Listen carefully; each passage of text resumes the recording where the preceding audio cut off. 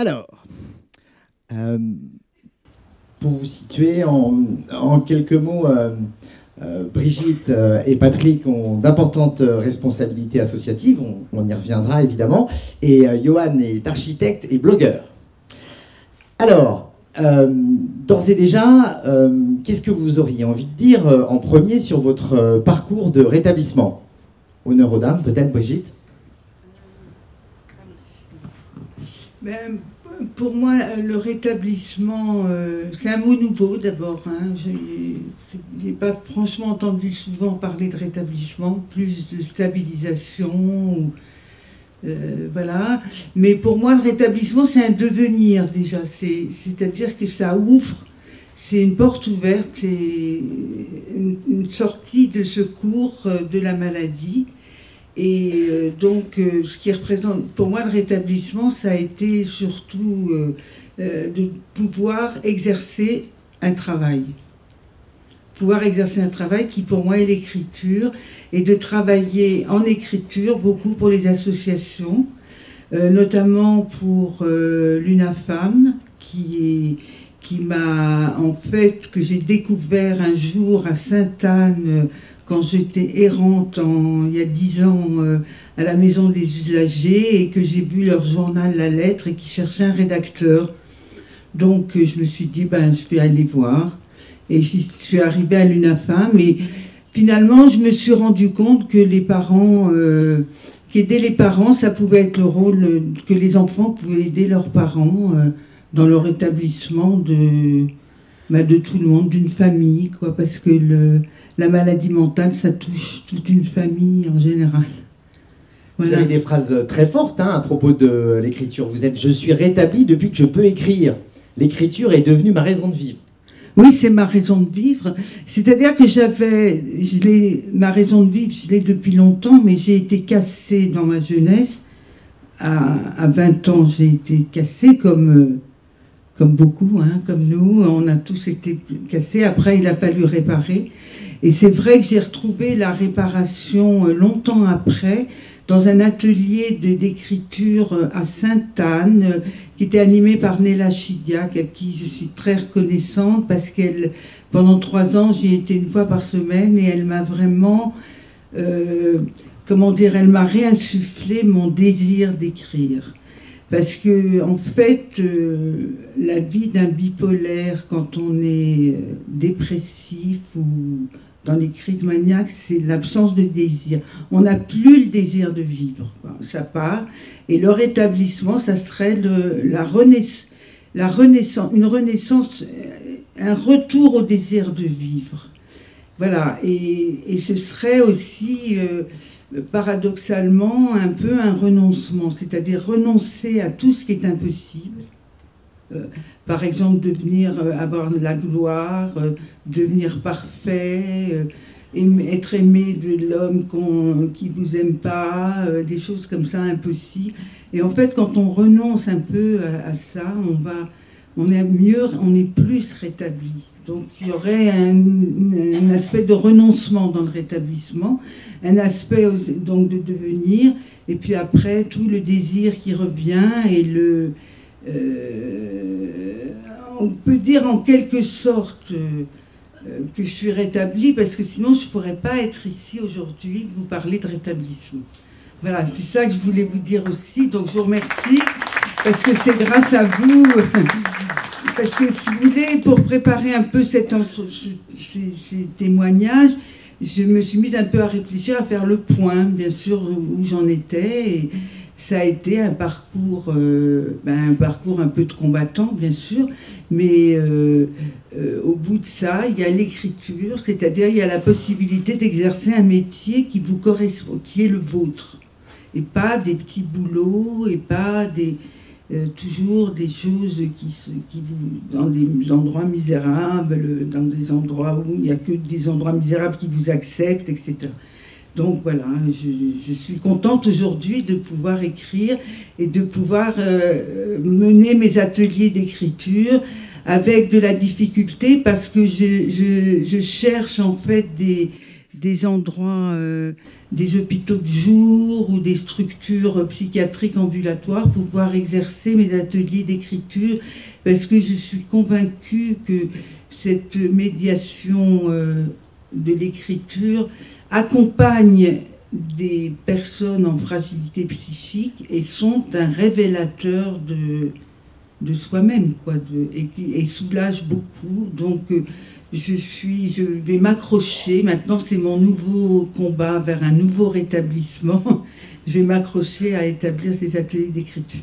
Voilà, mais je vais laisser la parole aux autres. Vous aussi, vous écrivez avec le blog commedesfous.wordpress.com, puis vous êtes architecte, donc là encore, il y a l'importance de la création.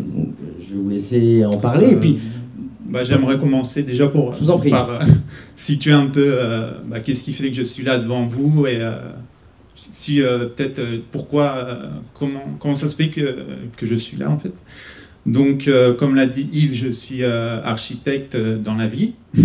Et à la fin de mes études d'architecture, c'était il y a 5 ans, j'ai senti à un moment que je devenais fou. Que, en fait, que j'avais tout le sort de l'humanité sur mes épaules. Et c'était vraiment très lourd et j'ai fini à l'hôpital psychiatrique. Et d'où je suis sorti un peu à l'état de légume, un peu sous l'effet des médicaments psychotropes notamment. Et je suis après resté longtemps un peu paralysé par la dépression. Et aussi, j'ai vécu, c'était un peu comme j'ai vécu ça vers la vingtaine, c'est aussi un peu, ça a été une crise un peu, on va dire, existentielle. C'était passé de l'adolescence à l'âge adulte.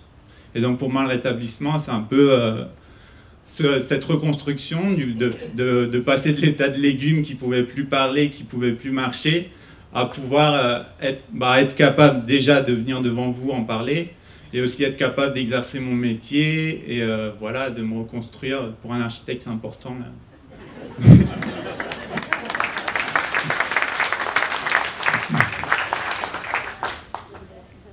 Donc oui, je laisse la parole à Patrick. Ah non, mais moi je vous laisse libre en même temps. Voilà. Bon, je ne demande pas d'allumer la lumière, hein, mais je voudrais quand même que ceux qui croient qu'ils n'ont jamais eu aucun handicap lèvent la main. Vous voyez ce que je veux dire? Voilà. Et donc, en définitive, qu'il soit mental ou qu'il soit autre part, on est condamné à vivre avec nos handicaps, en essayant de les minimiser, mais on est condamné à vivre. Et pour moi,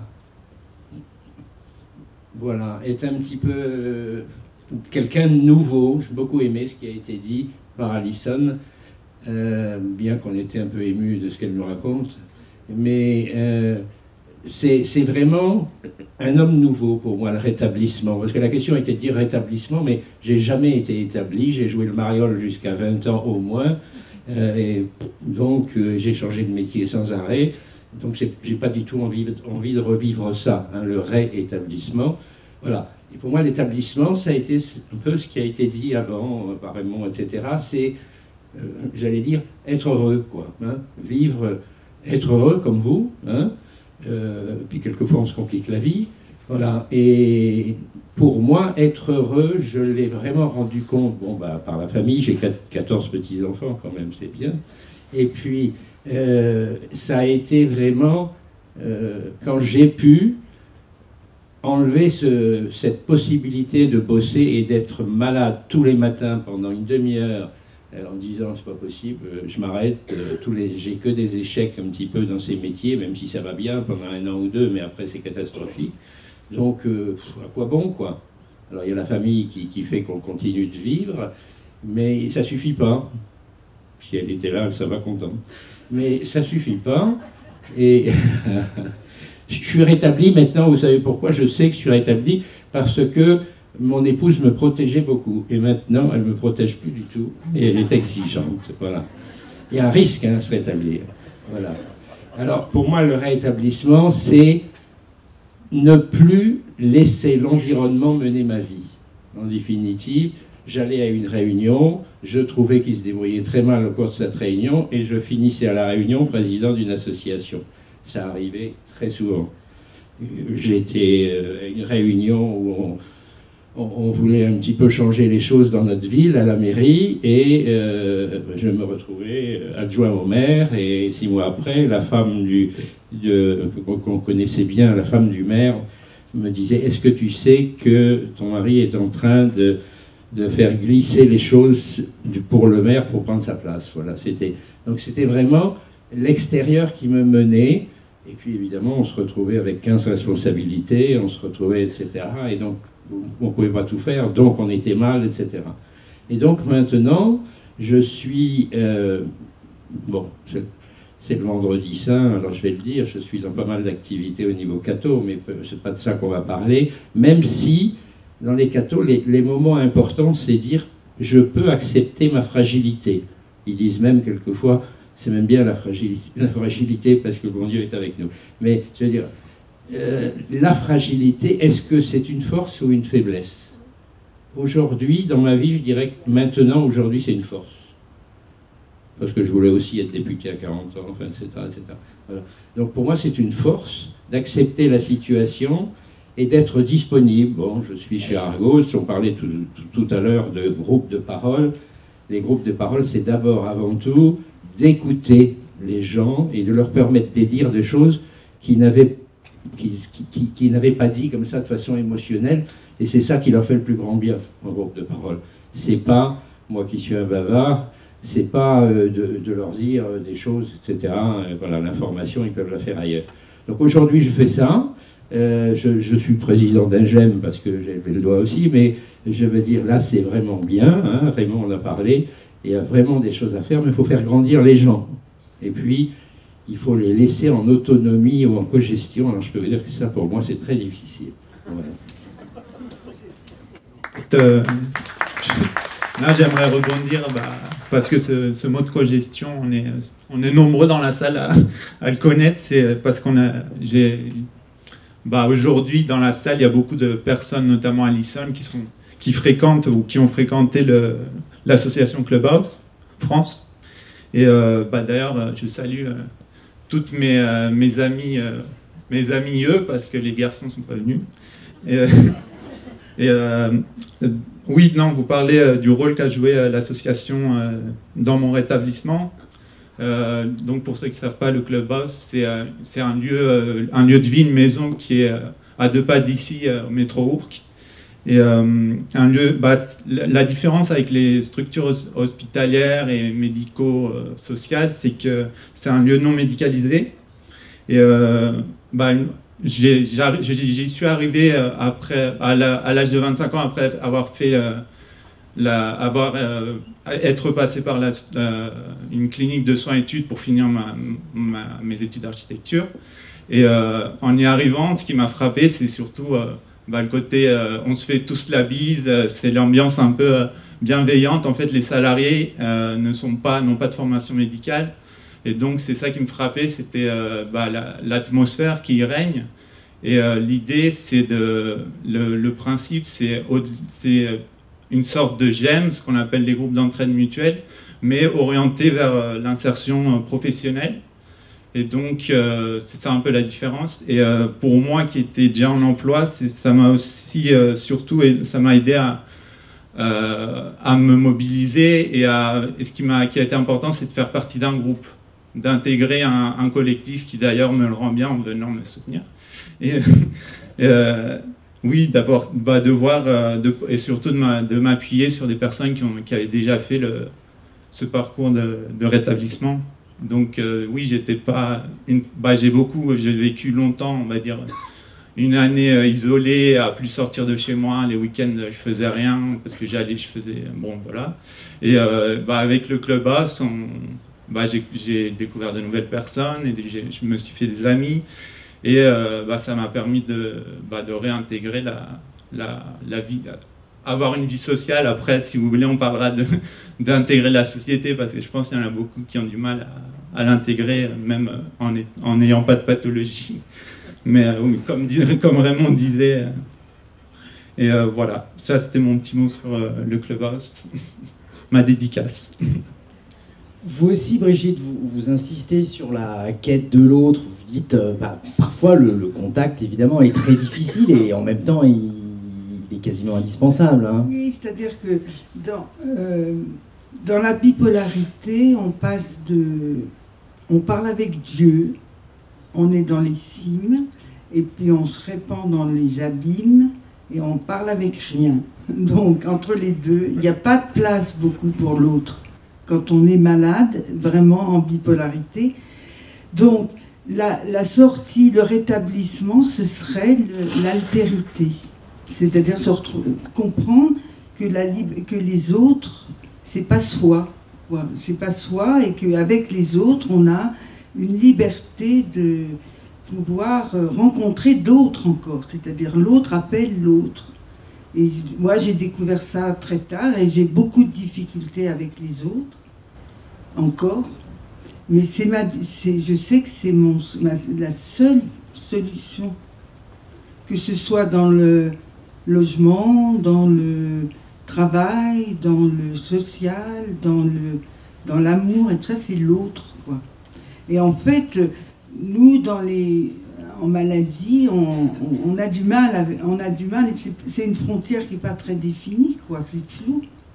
Et en fait, on se perd en soi, et c'est de l'enfermement, et le rétablissement, ce serait de la liberté. Ce serait vraiment une porte ouverte sur la liberté et l'altérité, quoi, l'autre. Et je l'ai trouvé dans les associations. Moi aussi, j'ai été en groupe dans les associations comme l'UNAFAM ou d'autres associations d'usagers qui jouent un rôle très important dans la psychiatrie, parce que c'est des personnes qui sont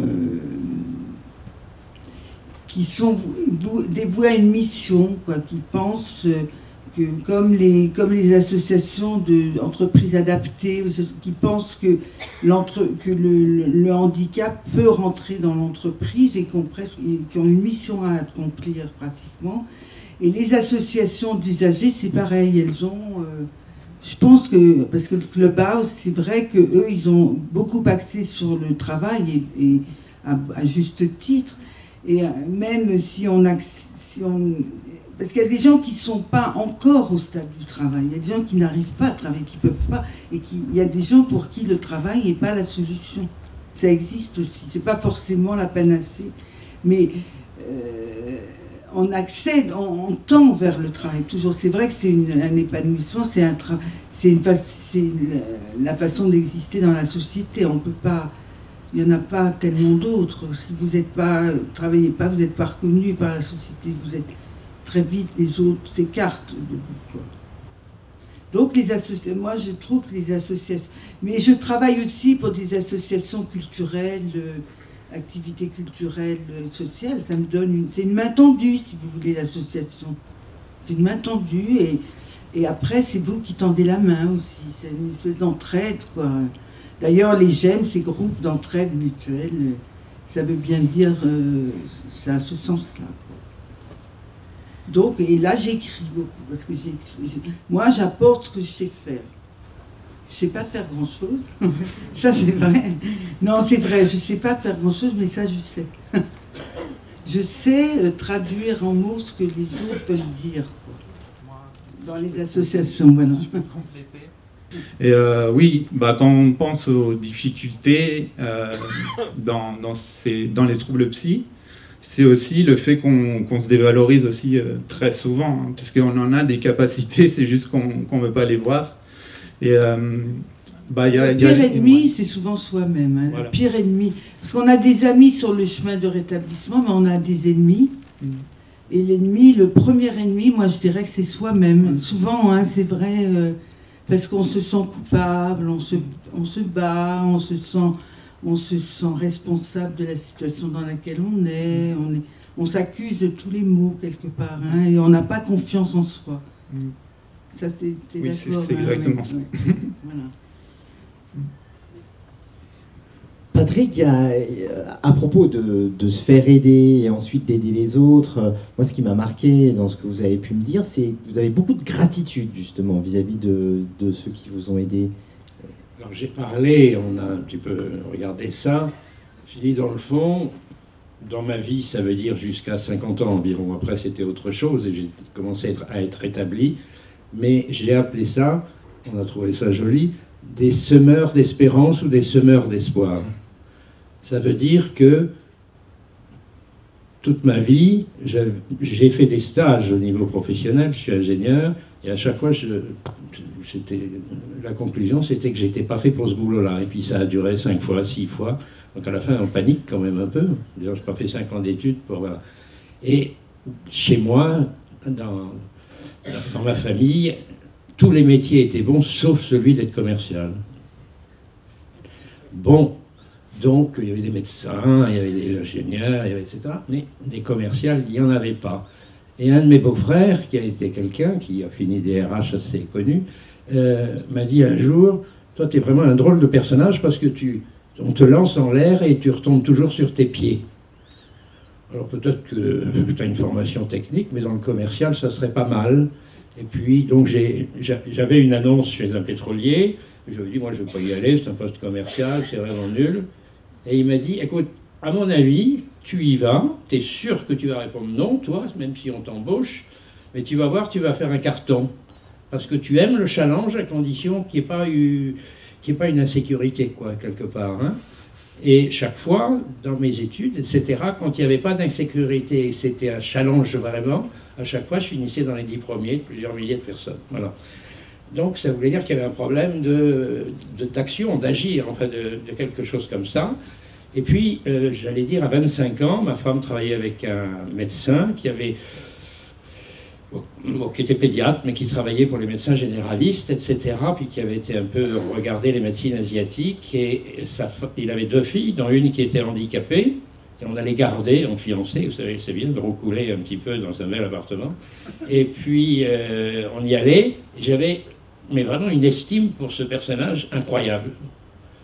Et il le savait. Et un jour, il m'a dit, voilà, je viens de faire un pontage cardiaque pour moi, je vais prendre des trucs toute ma vie, ce que je vais te donner, c'est pareil, tu vas le prendre toute ta vie. C'était du lithium.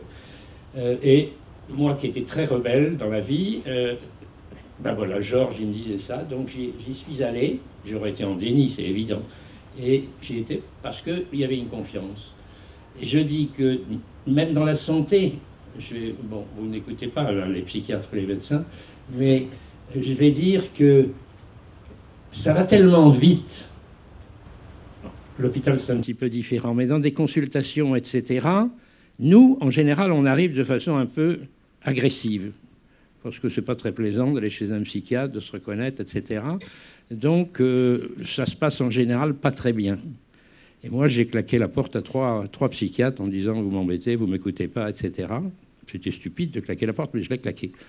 Et puis un 4e psychiatre avait une magnifique revue, donc je ne sais plus le nom, mais ceux qui sont musiciens la connaissent, dans son cabinet. Et en général, j'attendais un quart d'heure dans son cabinet.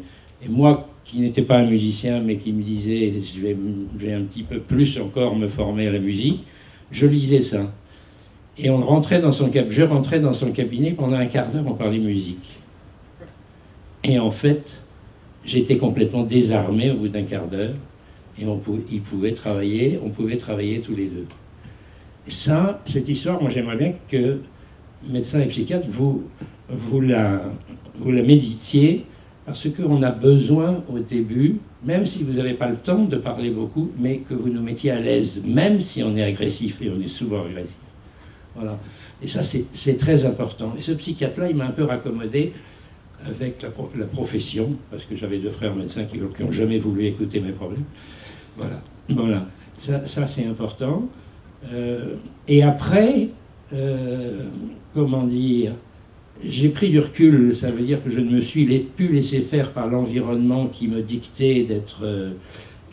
j'avais tellement... Je suis un hyper émotionnel, j'ai un déficit de l'attention, enfin, etc. Bon, et donc, si je suis là, et ça, j'ai été voir un peu, bon, Argos m'a fait beaucoup de bien, Annie est là, donc je le dis bien fort, Mais j'ai été, par hasard, hein, me former à, bon, c'est Vitose, mais c'est pas le nom qui importe, c'est à quelque chose qui m'a fait travailler le corps énormément pour ralentir un peu ce cerveau qui bouillonnait en permanence, pour le bien ou pour le pire. Et ça a duré longtemps, parce que je ne suis pas doué dans ce genre de trucs. J'ai fait ça 4 ans. Ça veut dire que je pourrais aujourd'hui dire, j'ai 68 ans, je pourrais travailler comme thérapeute, puisque j'ai les diplômes. Mais moi, je trouve ça extraordinaire, ces thérapies qui vous font travailler le corps. En accueil téléphonique, quand j'ai quelqu'un et qu'elle commence à parler, je lui dis, vous avez un animal, vous avez un chien. Il y en a qui vont vraiment mal quand ils téléphonent. Hein. Vous avez un chien, vous avez marché, comme on avait dit un petit peu la semaine dernière, un peu, etc. Non, c'est trop dur. Bah, quand même, le chien. Oh ouais, mais pas longtemps. Bah, j'ai dit, faites plaisir à votre chien. Et ça marche presque à tous les coups. Je veux dire, voilà, se décharger du cerveau, aller, soit pour faire quelque chose de concret, et puis un chien, c'est assez étonnant, hein, les résultats. C'est un scandale qu'il n'y ait pas dans les maisons de retraite ou dans les hôpitaux des chiens, mais c'est un peu difficile. Mais voilà. Mais le corps, on a un corps, on a un cerveau. Et on a 2 cerveaux, puisque vous savez bien que le 2e cerveau, le côlon, maintenant on fait des découvertes un peu extraordinaires. Et ça apparaît partout. Bon. Donc je veux dire, ça, bon, c'est ce qui nous fait vivre, etc., qui régule notre truc, mais le corps, c'est génial. Et ça, c'est vraiment des thérapies, quelles qu'elles soient. Parce que la méditation, c'est génial aussi, mais c'est en partie sur le corps. Mais et quand on quitte, on a quoi comme outil? C'est pas évident de faire de la méditation soi-même tous les jours. On peut y arriver, mais c'est difficile. Voilà. Je veux dire simplement que ces médecines-là, c'est extraordinaire. Voilà. Et puis pour les pères aidants qu'on a entendus avec ce magnifique témoignage d'Alison, ça, c'est vraiment extraordinaire. Extraordinaire. Et moi, c'est... Quand on est père aidant, on écoute les gens, bien entendu, et puis on se livre un tout petit peu soi-même, parce que quand même, voilà, pour être crédible. Et ça, c'est une automédication pour nous qui animons les groupes de parole. Voilà. Le GEM, c'est un peu plus compliqué, c'est super, mais c'est toutes les maladies mentales confondues. Donc, quelquefois, c'est un peu compliqué de comprendre les uns et les autres. Donc, on ne demande pas, à l'entrée du GEM, dans lequel je suis, on ne demande pas quelle maladie avez-vous. Et on essaye de ne pas trop se dire celui-là, oh là là, c'est sûrement un schizophrène, ou bien celui-là, c'est pas possible, la dépression profonde, ou bien, etc. Et parce que ça fausse notre regard. Hein. Et là, on commence à stigmatiser.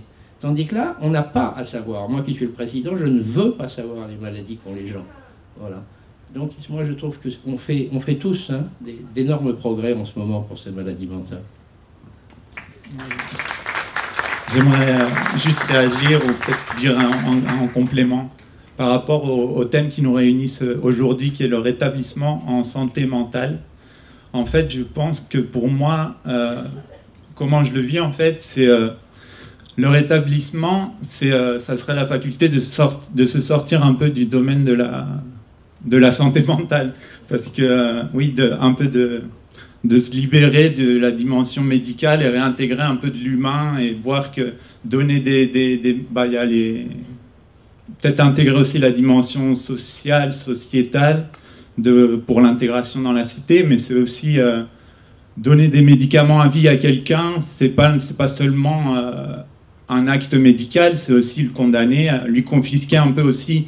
Moi, je l'ai vécu un peu. Les médicaments, c'est des béquilles, comme dit mon médecin. Ça n'empêche pas de progresser autrement qu'avec les médicaments. En fait, moi, je suis suivi, en plus du psychiatre, je fais du psychodrame analytique en individuel au centre de psychanalyse et psychothérapie du 13e. Et ce que je voulais dire, en fait, c'est par rapport au rétablissement, moi, ce que j'aimerais, c'est me sortir un peu de ce monde médical et intégrer la vie, vivre, en fait, comme disait Raymond lors de la réunion de préparation. Ce qu'on aspire, c'est vivre, c'est pas seulement être reconnu par l'institution, reconnu par le médecin, c'est avoir une reconnaissance sociale comme tout le monde.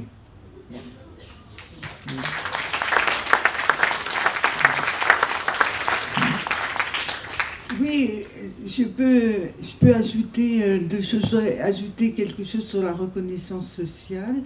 C'est-à-dire que, oui, moi, par exemple, qui n'est pas le même âge que Johan,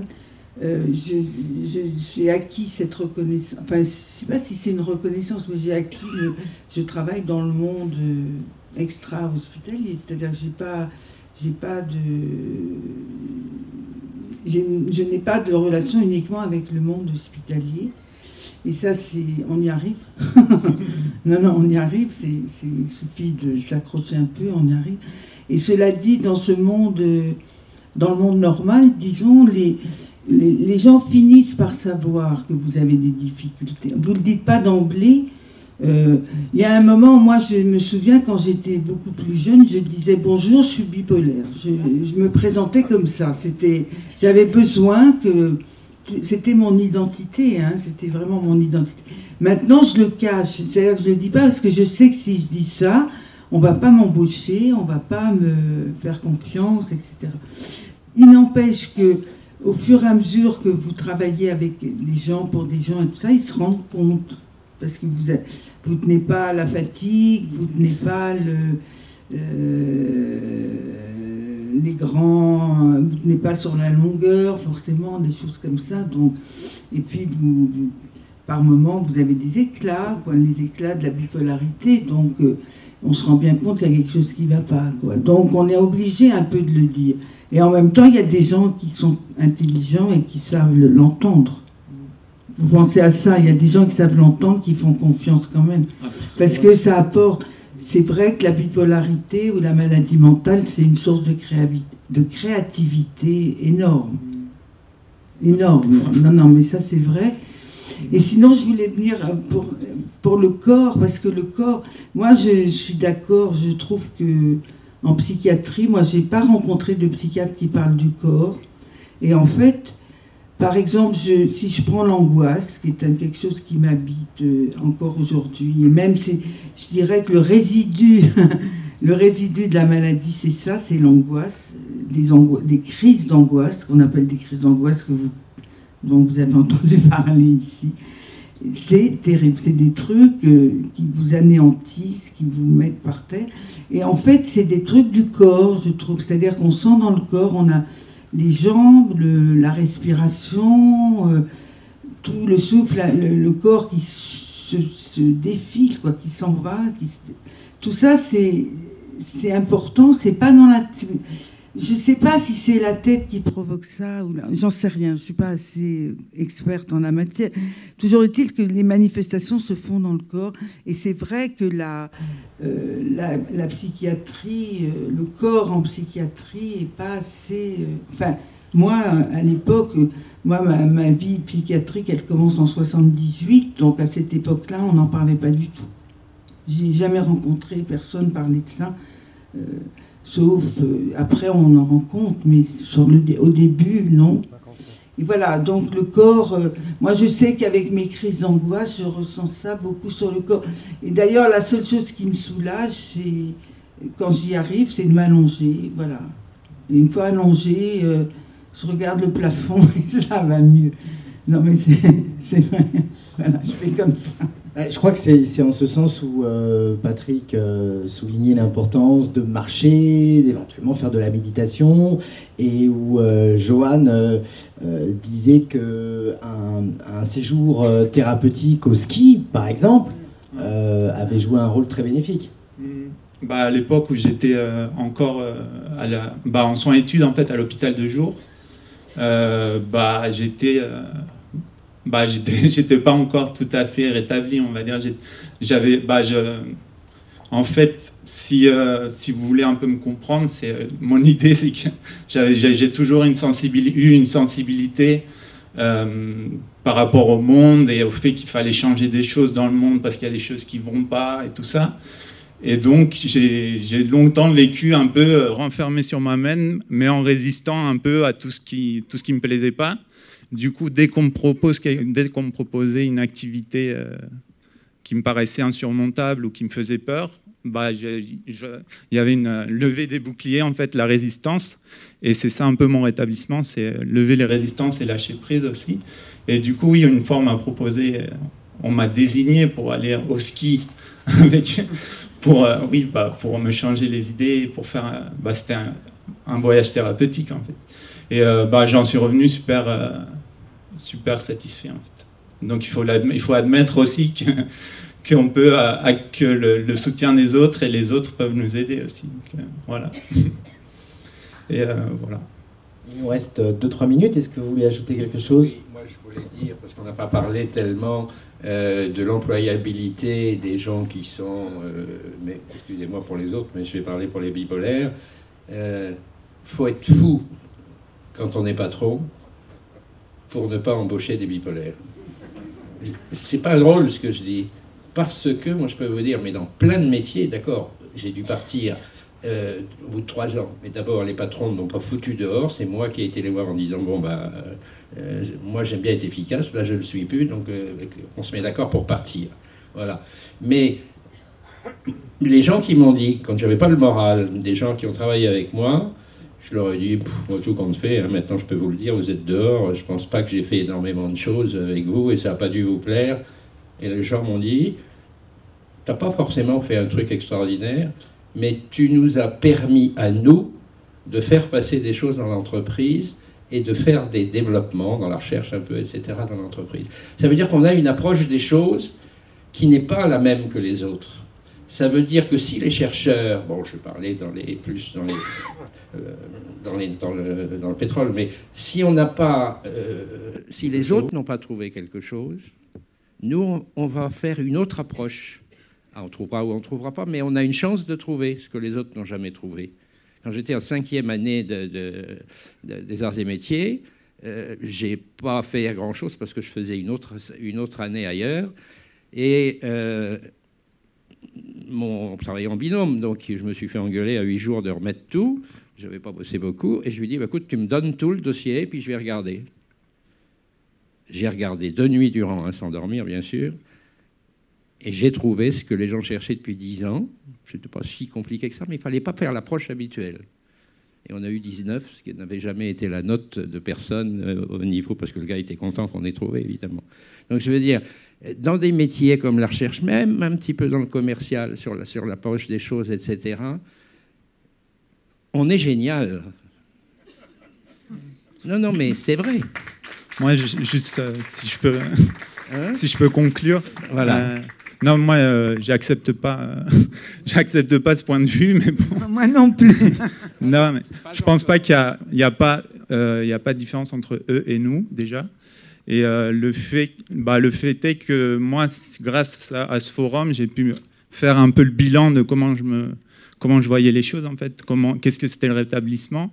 Et en fait, je me suis rendu compte que dans ma tête, en ce moment, tout va très bien, que je me sens pas malade en fait. Et après, on va me dire oui, tu dors pas assez. Je dors. Non, c'est pas ça la question, mais tu dors pas assez. Parce que souvent, on vous dit que c'est la question. Si vous dormez, il faut dormir, il faut bien manger, il faut faire du sport. Oui, en fait, la question, c'est aussi soyez vigilants parce que la maladie est toujours potentiellement là. Vous pouvez rechuter à tout moment si vous ne prenez pas de soin. Voilà. La fragilité est là.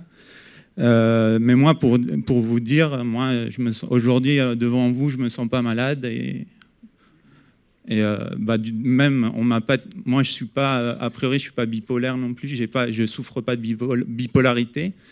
Et donc, je vois pas je vois pas la nécessité de séparer, de me distinguer de vous, en fait. Moi, je me vois comme vous...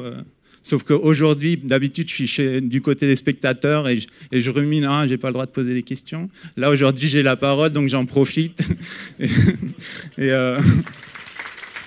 Voilà, et juste Juste pour vous dire un tout petit mot sur le blog, pourquoi je fais un blog qui s'appelle Comme des fous. Déjà, ça ne plaît pas à mes amis que je parle de folie. Parce que pour moi, la folie, ça parle plus que la santé mentale. Ça a un spectre plus large. Je sais que la folie, c'est la porte à la stigmatisation, mais aussi pour moi, c'est une façon de parler à tout le monde, en fait, et d'aborder le sujet d'un point de vue aussi de la culture et de l'histoire de la folie. Et voilà, de ne pas rester dans mon vécu personnel. Je ne parle pas de mes problèmes, j'essaie de parler à tout le monde. Et je fais comme on dit avec l'histoire du colibri de Pierre Rabhi, comme on dit, j'apporte ma goutte d'eau pour éteindre l'incendie de la forêt, même si ce qui serait bien, c'est qu'on s'y mette un peu tous. Mais bon.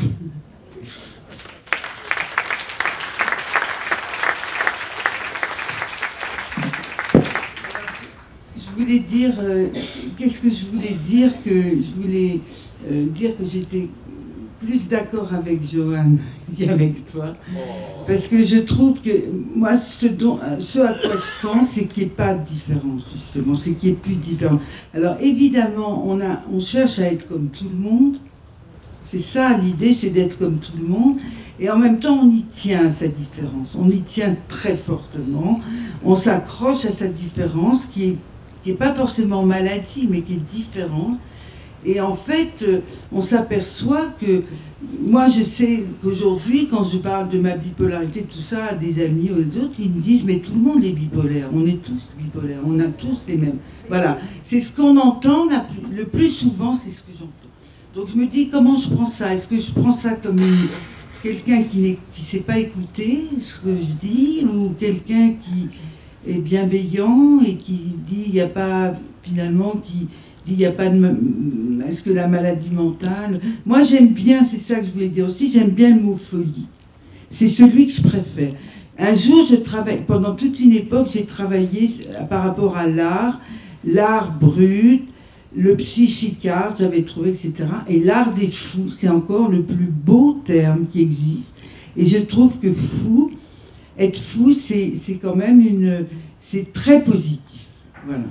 Je ne sais pas encore exactement ce que c'est, mais c'est très positif. Merci. Non, juste dire, fou, se considérer fou, c'est toujours mieux que dire à quelqu'un, toi t'es folle et toi t'es fou aussi. Donc vaut mieux éviter aussi dans l'autre sens. Merci beaucoup, Johan, Brigitte, Patrick.